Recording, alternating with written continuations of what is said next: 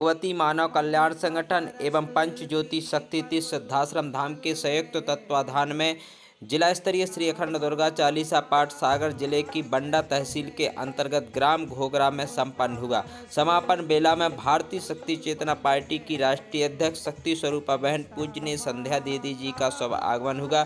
साथ ही भगवती मानव कल्याण संगठन के मुख्य सचिव सिद्धाश्रम रत्न आशीष शुक्ला जी का शुभ आगमन हुआ। कार्यक्रम में भगवती मानव कल्याण संगठन के सैकड़ों कार्यकर्ता पदाधिकारी गणों की उपस्थिति रही एवं दसों हजार से ज़्यादा मां भक्त इस कार्यक्रम में सम्मिलित हुए। कार्यक्रम में 100 परिवारों ने नशा मुक्त जीवन जीने का संकल्प लिया। वहीं भारतीय शक्ति चेतना पार्टी की राष्ट्रीय अध्यक्ष ने अपने चिंतनों में कहा कि हमें भक्ति ज्ञान आत्मशक्ति से परिपूर्ण कर हमारे गुरुवर जो कर रहे हैं, हमें उस विचारधारा पर चलने की आवश्यकता है। और वहीं राष्ट्रीय अध्यक्ष जी ने कहा कि गौ रक्षा, राष्ट्र की रक्षा एवं गौरी की रक्षा के लिए सिर्फ भगवती मानव कल्याण संगठन ही कार्य कर रहा है। भाजपा और कांग्रेस के बाद यदि कोई सबसे बड़ी पार्टी है, तीसरे विकल्प के रूप में है, तो वह भारतीय शक्ति चेतना पार्टी है। हमने भाजपा को भी देखा, हमने कांग्रेस को भी देखा, अब तीसरे विकल्प के रूप में इनसे तो हम त्रस्त हो चुके हैं। इनसे तो अब हम कोई उम्मीद कर ही नहीं सकते, क्योंकि बदल बदल करके भाजपा भी आई, कांग्रेस भी आई। यदि कार्य करना होता तो आजादी के 75-76 सालों बाद भी हमारी यह दुर्दशा ना होती। इसीलिए तीसरे विकल्प के रूप में भारतीय शक्ति चेतना पार्टी का गठन किया गया है। हमें सत्ता सुख का लोभ नहीं है।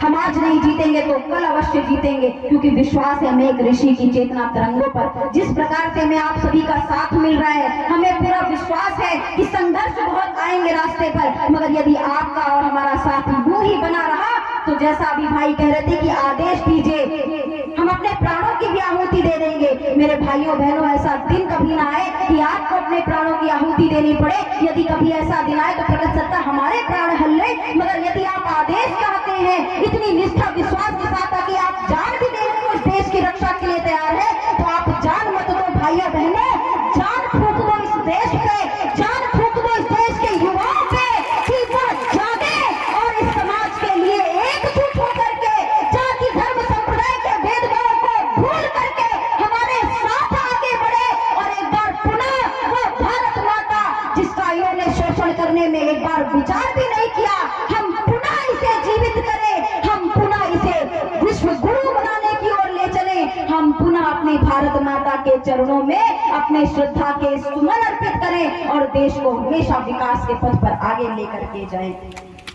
लाखों रुपए लेकर के आपका पर्चा बना करके आपका भविष्य बनाने का दावा करते हैं। हमने ऐसे धर्म गुरुओं को भी देखा है जो धर्म के नाम पर चमत्कार का दिखाने का दावा करके भोली भाली जनताओं से लाखों लाखों करोड़ों करोड़ों रुपए ऐंठते हैं। हमने तो ऐसे धर्म गुरुओं को भी देखा है जो धर्म का चोला पहन करके समाज में अधर्म के कार्यों को फैलाने का कार्य कर रहे हैं। हम उनके बारे में ज्यादा नहीं कह सकते, मगर हमने परम पूज्य गुरुदेव जी की चेतना तरंगों को देखा है, हमने परम पूज्य गुरुदेव जी के संघर्षपूर्ण जीवन को देखा है, हमने देखा है कि गुरुवर ने कैसे अपना रोम रोम समाज कल्याण के लिए समर्पित किया है और अपने गुरुवर की यात्रा में चलते हुए हमने वो परिवर्तन महसूस किया है जो आज तक हमने किसी के मार्गदर्शन में न देखा न सुना।